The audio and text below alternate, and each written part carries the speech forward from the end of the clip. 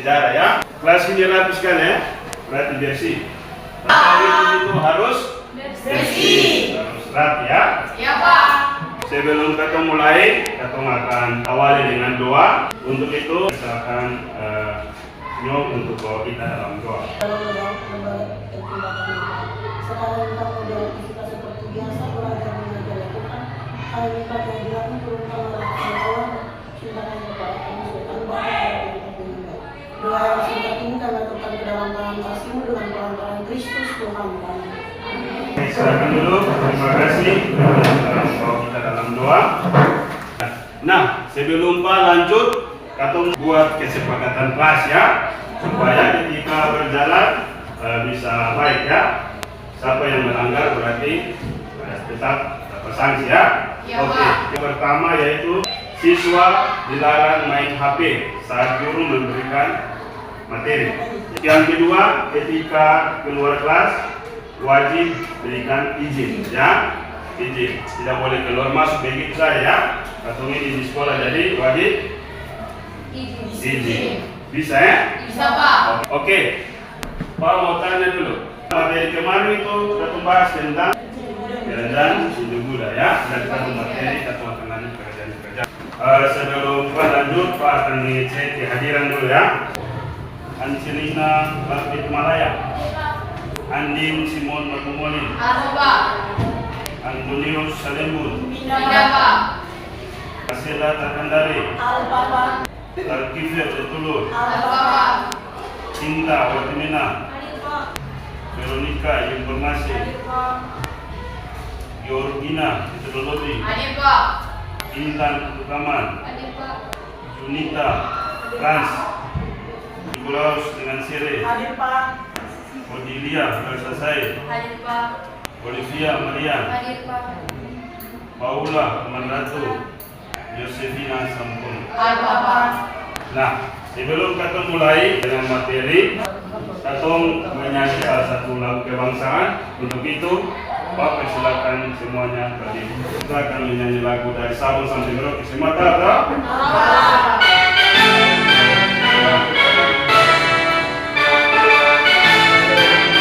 Sambil berikan ya.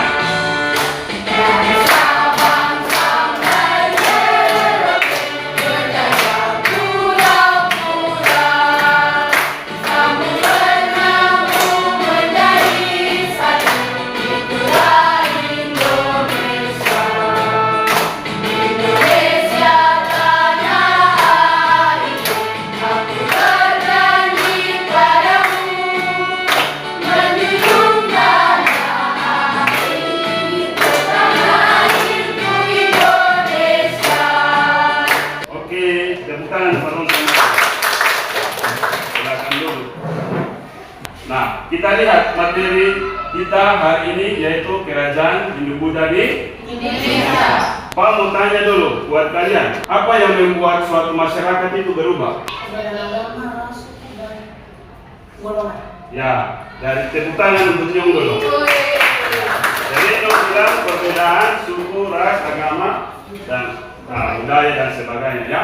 Jadi itulah yang membuat perbedaan antara orang ya. Nah, bisa perbedaan pendapat segala macam itu merupakan sebuah perbedaan ya. Pertanyaan kedua, coba kalian jelaskan dengan bangsa mana masyarakat Indonesia pertama berhubungan.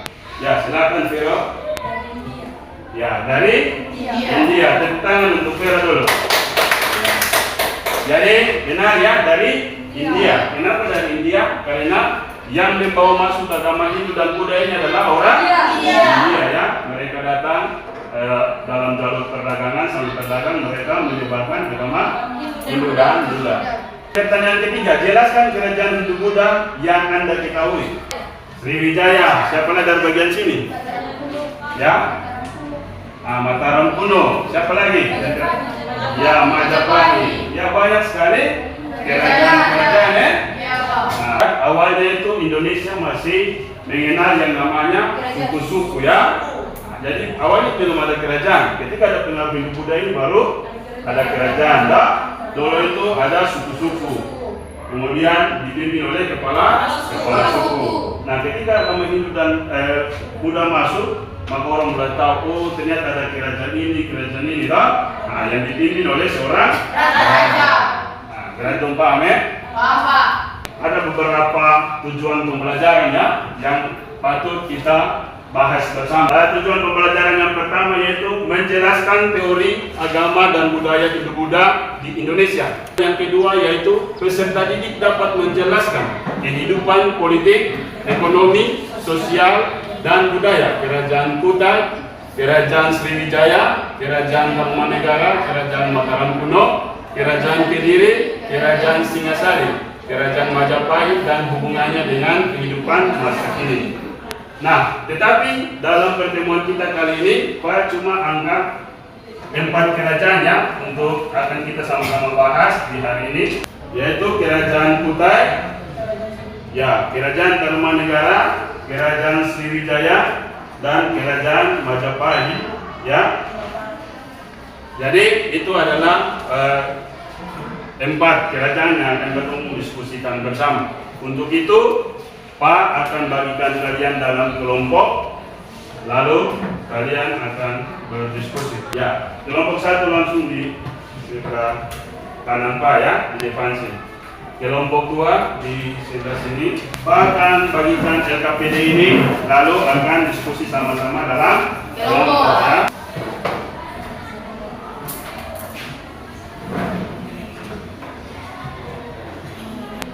LKPD sudah dipegang. Yang akan kita cari yaitu bagaimana sistem politik, ekonomi, sosial, budaya dari masing-masing kerajaan ya. Jadi kalian akan mencari. Oke, misalnya contoh Kerajaan Kutai, bagaimana sistem politiknya, pemerintahannya bagaimana, nah, dari apa? Ekonominya bagaimana, kemudian sosial budayanya bagaimana ya. Tetapi sebelum mengerjakan dalam kelompok, Pak akan memperlihatkan kalian, lalu kalian menonton video ini supaya kalian berdiskusi dalam kelompok itu bisa tahu tentang materi. Ya, untuk itu silakan menyaksikan video berikut ini. Agama dan kebudayaan Hindu-Buddha mulai masuk ke Indonesia sekitar abad ke-3 Masehi. Sebelumnya, masyarakat Indonesia masih menganut animisme dan dinamisme. Animisme yaitu kepercayaan pada roh nenek moyang yang mendiami suatu benda. Sedangkan dinamisme yaitu kepercayaan bahwa segala sesuatu memiliki kekuatan gaib. Teori pertama yaitu teori Brahmana oleh Fowler. Menurut teori ini, kaum Brahmana atau pemuka agama datang ke Indonesia atas undangan untuk menyebarkan agama Hindu-Buddha. Teori kedua yaitu teori kesatria oleh Bosch, di mana penyebaran agama Hindu-Buddha dilakukan oleh para kesatria dan prajurit. Dari teori-teori tersebut, dapat disimpulkan bahwa proses penyebaran agama Hindu-Buddha terbagi menjadi 2. Yang pertama yaitu masyarakat Nusantara berperan pasif dengan mempelajari agama Hindu-Buddha melalui masyarakat India dan Cina yang datang ke Nusantara. Kerajaan Hindu tertua di Indonesia yaitu Kerajaan Kutai Martapura yang berdiri pada abad ke-4 Masehi. Kerajaan ini terletak di Muara Kaman, Kalimantan Timur, tepatnya di hulu Sungai Mahakam. Kerajaan ini didirikan oleh raja pertamanya yang bernama Kudungga. Nama Kutai diberikan oleh para ahli karena tidak ada peninggalan yang secara jelas menyebutkan nama kerajaan ini. Kerajaan Kutai mengalami masa kejayaannya di bawah pemerintahan Raja Mulawarman yang merupakan anak dari Asmawarman dan cucu dari Kudungga. Hal ini diketahui dari peninggalan sejarahnya yang berupa 7 prasasti Yupa yang ditulis menggunakan bahasa Sanskerta dan huruf Pallava. Yupa tersebut merupakan tugu batu peringatan yang dibuat oleh para Brahmana atas kedermawanan Raja Mulawarman. Prasasti yang ditulis dalam tiang batu merupakan ciri khas kebudayaan Kerajaan Kutai.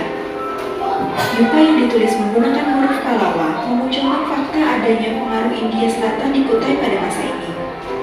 Tiang batu atau Yupa ini merupakan kelanjutan dari budaya purba zaman Megalitikum atau zaman batu besar. Kerajaan Kutai berakhir pada saat raja terakhirnya, Maharaja Dharmasetiya, mati di tangan Raja Kutai Kartanegara. Kerajaan Buddha di Sumatera muncul sekitar abad ke-6 dan ke-7 Masehi.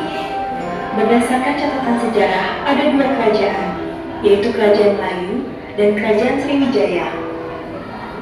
Kerajaan Melayu diperkirakan berpusat di daerah Jambi, di tepi alus Sungai Batanghari. Keberadaan kerajaan ini diperkuat oleh catatan perjalanan seorang pengelana dari Cina yang bernama Ising. Nama kerajaan Melayu juga muncul pada kitab Negara Kertagama yang menyebutkan mengenai ekspedisi penaklukan ke Sumatera yang disebut dengan ekspedisi Pamalayu. Raja besar yang memimpin kerajaan Tarumanegara adalah Raja Purnawarman. Kehidupan masyarakat kerajaan Tarumanegara mengandalkan sektor pertanian dan perdagangan. Hal ini dibuktikan dari isi prasasti Tebu yang dibuat pada masa Raja Purnawarman mengenai pembalian sungai. Pembalian ini berupaya untuk menghindari banjir dan untuk mengisi irigasi pertanian. Tarumanegara menganut agama Hindu beraliran Wisnu. Hal ini didasarkan dengan penemuan prasasti Kedung Kopi. Pada prasasti tersebut memuat 2 kaki gajah air wata. Namun berdasarkan berita Fahien,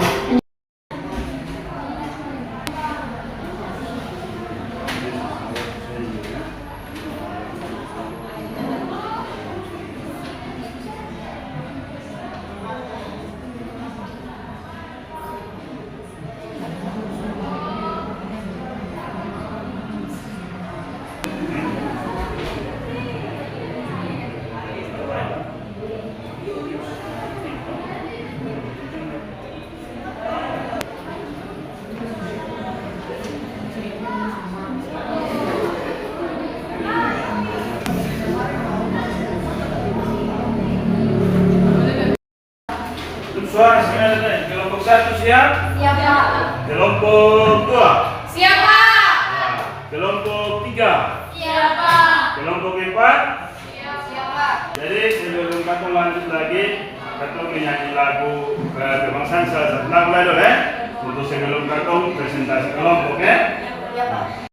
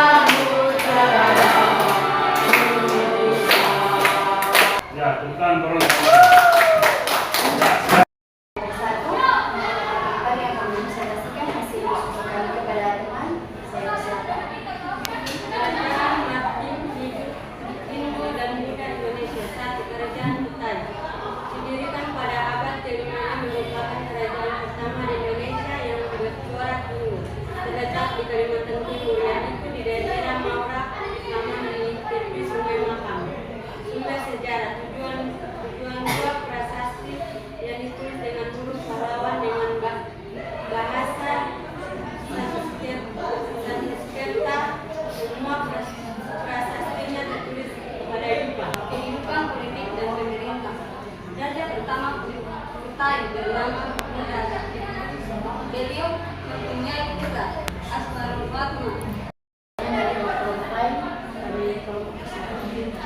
Ya, tepuk tangan dulu untuk kelompok 1 ya. Kelompok 1 sudah membahas tentang kerajaan kota ya. Jadi kerajaan kota itu adalah kerajaan tertua di Indonesia. Kenapa tertua? Karena dia merupakan kerajaan pertama ya. Dan kerajaan kota itu ada sekitar abad ke-5 Masehi ya. Jadi itu sudah sangat jelas dibahas oleh kelompok 1.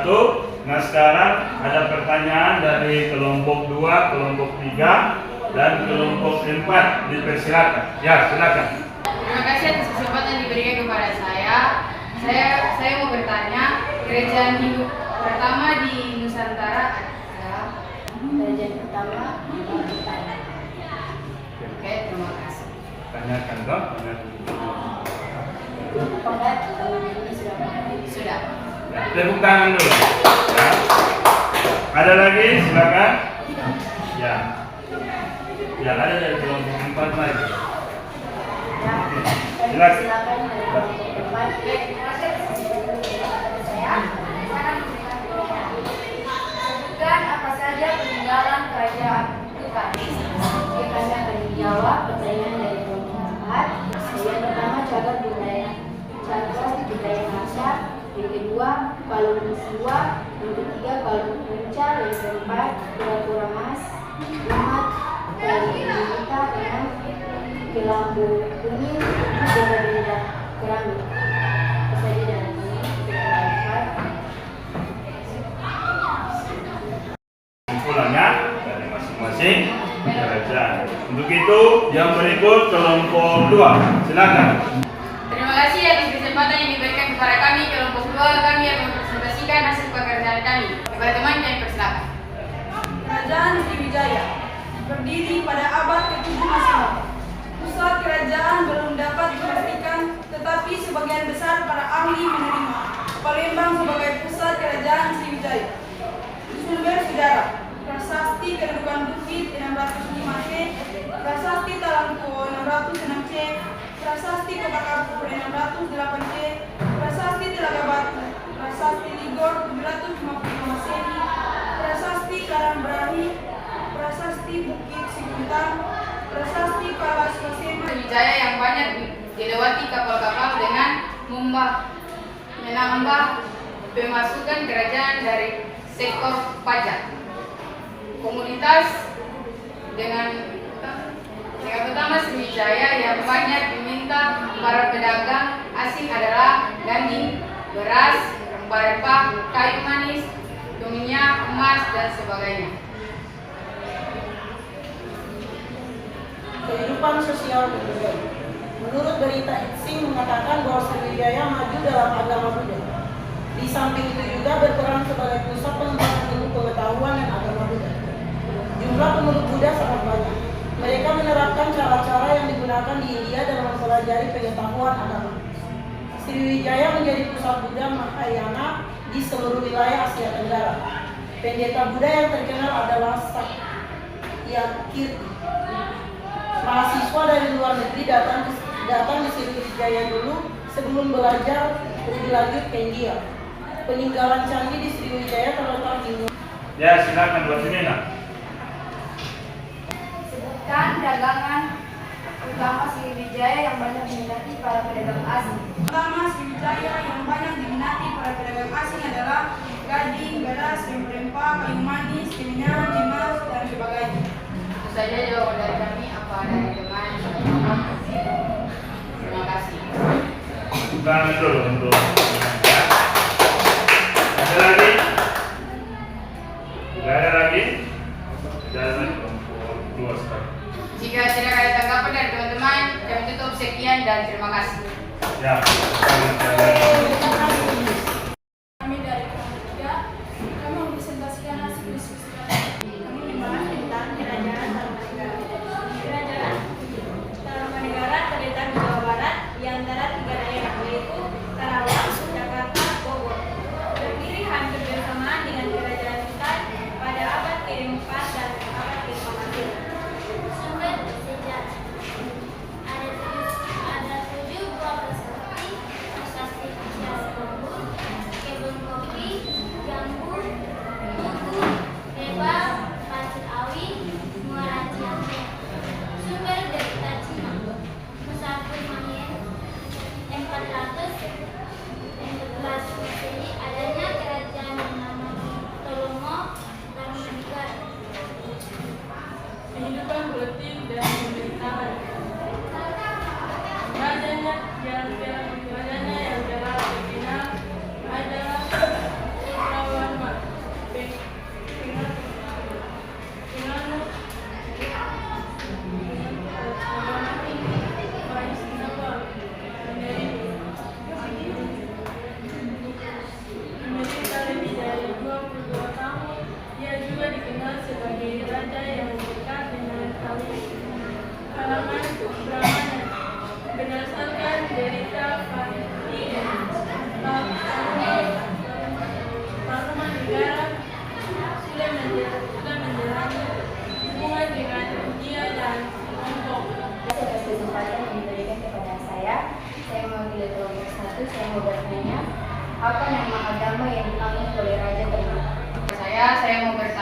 bagaimana kehidupan ekonomi pada masa kerajaan Pakumanegara. Pertanian merupakan mata pencaharian utama masyarakat. Aktivitas perdagangan pun juga telah berkembang berdasarkan catatan Sudah. Ya, tepuk tangan. Di materi sebelumnya Pak sudah singgung. Brahmana, kaum Brahmana itu apa? Ksatria, Vaishya atau apa sudah? saya menjawab, tingkatan tertinggi dalam rasa agama. Pemikiran kami sebut dengan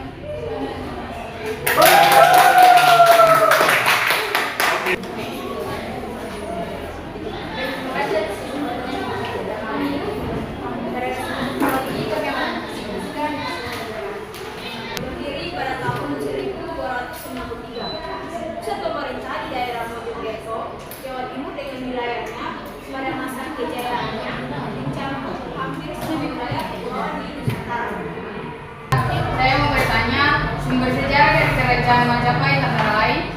Saya sangat menjawab sumber sejarah dari kerajaan Majapahit antara lain prasasti Buta yang memuat peristiwa-peristiwa tentang kehidupan kerajaan besar. Ada dari kelompok lain. Siapakah raja pertama di kerajaan Majapahit? Raja pertama adalah Raja Kusumwardah. Untuk presentasi kami sekian ya. Kelompok keempat ya. Ya, silakan dulu. Lagi pesan pada semua kelompok satu, kelompok dua, kelompok tiga dan kelompok empat. Kalian semua hebat-hebat ya. Nanti sudah berpresentasi dan juga buat petanya. Nah, sebelum Pak lanjut, Pak akan saya buat ice breaking. Nah, untuk mereka akan dulu ya, baru kami jelaskan tentang materi berikut. Dan ini ya.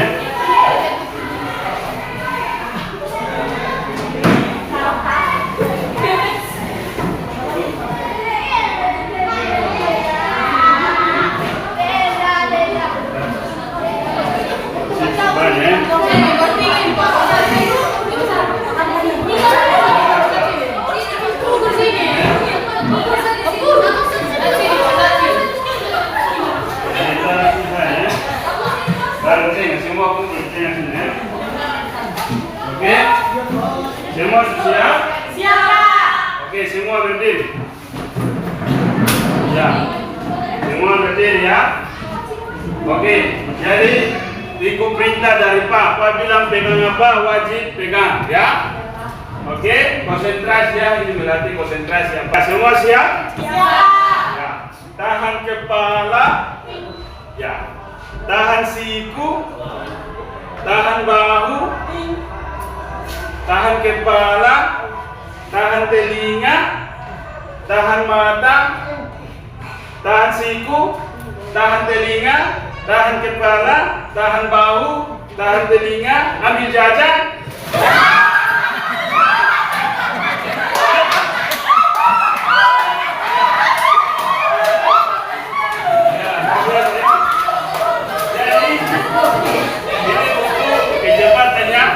Jadi tentukan siapa yang mau jajan.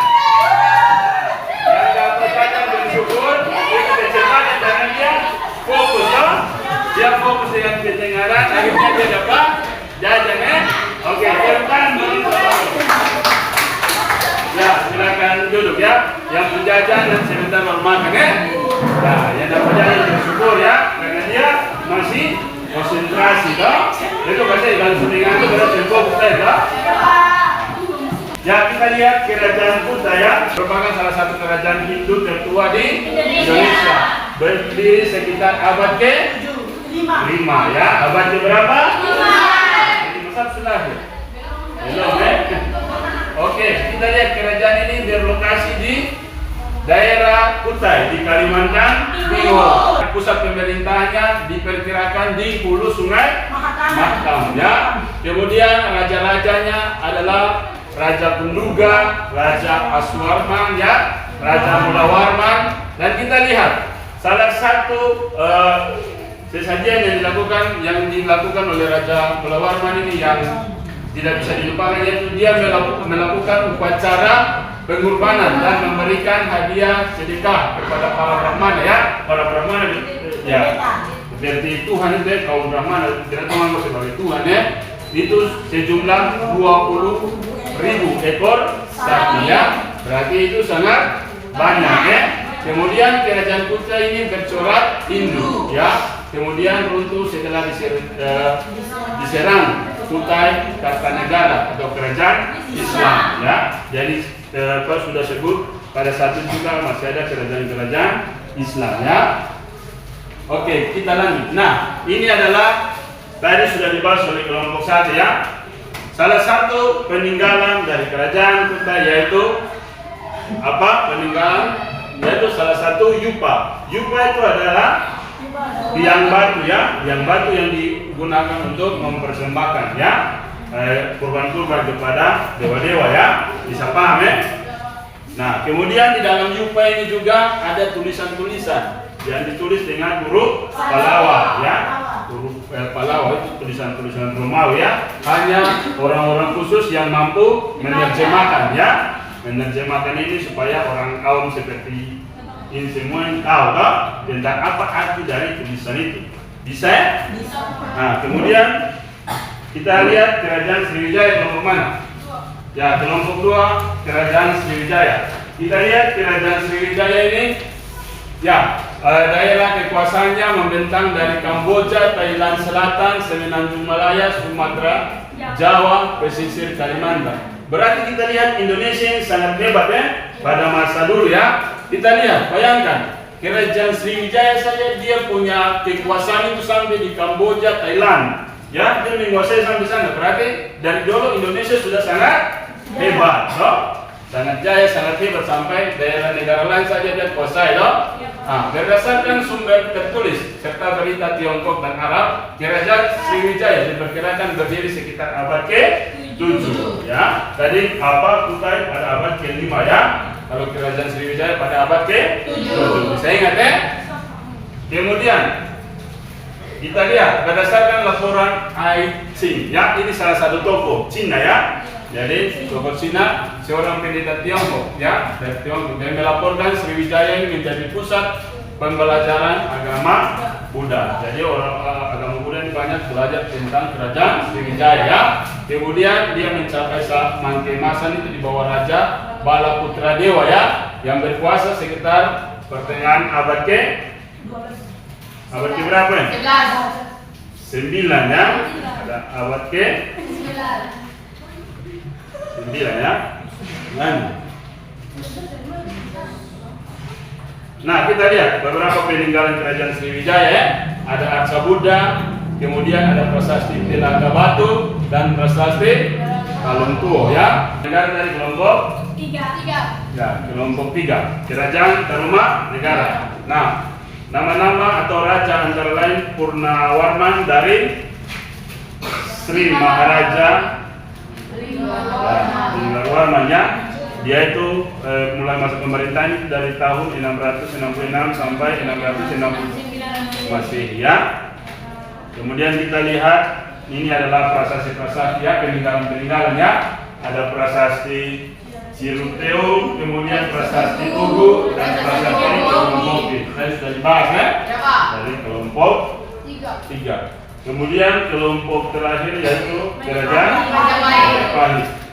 Kita lihat kerajaan Majapahit ini awalnya berdiri pada tanggal 10 November 1293. Kamu semua bilang mana ya? Kemudian pusat kerajaan Majapahit ini diperkirakan itu di daerah Trowulan, 10 km sebelah barat daya kota Mojokerto, Jawa Timur ya. Dan di Jawa pasti tahu ya. Kemudian nama raja-rajanya yaitu Raden Wijaya, Jaya Negara, Tribhuwana, Tuang Dadewi ya. Kemudian dan Hayamuruk ya. Hayamuruk ini juga punya kisah yang sangat baik juga dari kerajaan Majapahit ya. Ya, mungkin itu sekilas tentang materi kita di hari ini. Ya, kita akan melanjutkan dengan materi berikut di minggu depan, yaitu tentang kerajaan Kediri.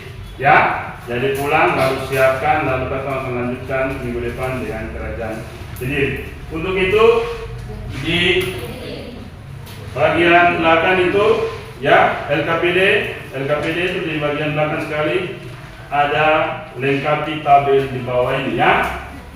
Ya, sudah? Sudah dapat? Nah, tugas kalian untuk evaluasi dari materi akhir dari materi kita ini, kita akan evaluasi bersama. Jadi di situ ada tabel, ya. Jadi silakan dari kerajaan Kutai, Tarumanegara, Sriwijaya dan Majapahit ini. Jadi kita silakan kalian isi berdirinya kapan, kemudian raja pertama siapa, kemudian masa kerajaannya, sebab dan keturunan, bukti sejarahnya apa, ya. Bisa paham? Ya, Pak kasih waktu 5 menit, silakan kerja. Ya. Jadi itu masing-masing kelompok, ya, satu kelompok kerja untuk atas nama masing-masing.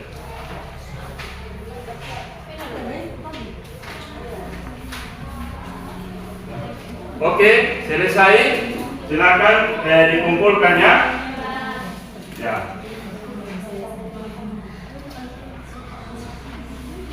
Ya, dikumpulkan, ya.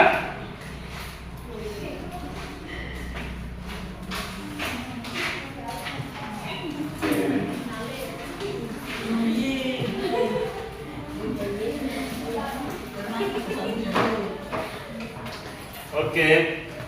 Ya.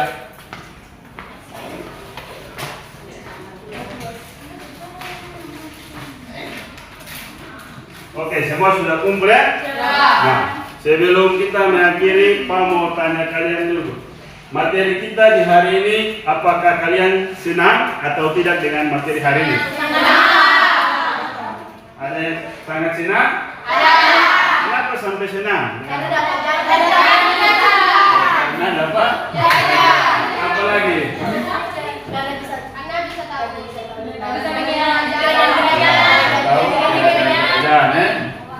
Oke, berarti dari materi ini mengajarkan Kato bahwa awalnya Indonesia itu merupakan daerah atau yang tertinggal, ya, di mana kepercayaannya itu masih menganut animisme dan masih terbagi atas suku-suku. Ketika masuknya kerajaan Hindu-Buddha ini, maka orang mulai tahu agama Hindu-Buddha, maka orang mulai tahu, ya, mana itu kerajaan-kerajaan dan dipimpin oleh raja-raja, ya. Jadi tadinya dipimpin oleh kepala suku, dapat tahu raja langsung dipimpin oleh raja. Bisa paham, ya? Begitu siap, lalu minggu depan kita akan lanjutkan dengan materi yaitu kerajaan Kediri, ya. Untuk itu Pak persilakan Vero untuk bawa kita dalam doa penutup. Untuk itu semua berdiri dan kita satu dalam doa.